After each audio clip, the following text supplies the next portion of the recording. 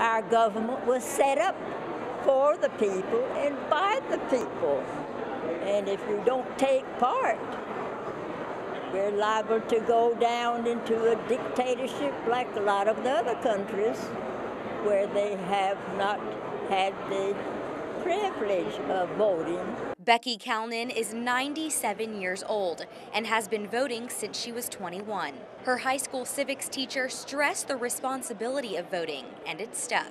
Evan Lucas is 16 years old and realizes that his age shouldn't hold him back from being involved in his government. The senators and representatives hopefully see that, we are the future voters and, that we have an impact, in a couple years. I'll be able to vote in the next presidential election. When we talk about wanting to make sure we have representative democracy in our great country that people now are literally fighting around the world for, they see what happens in places like America.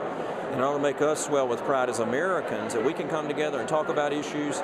Some people have one idea, some have another idea. Let's talk through those ideas and let's come up with the best result to do the best thing for the people. Representative Mike McIntyre called the face-to-face event a perfect example of living democracy and said the people presented a range of issues. We can take time to hear about any issue. Anybody can come up and share what's on their heart or mind, and we can go back to Washington tomorrow and say, hey, this is what the people are talking about back home. These are issues we need to be focusing on. Calnan went to stop Titan Cement. Over 200 doctors have signed petitions against their coming because it will harm the children, and the children are our future.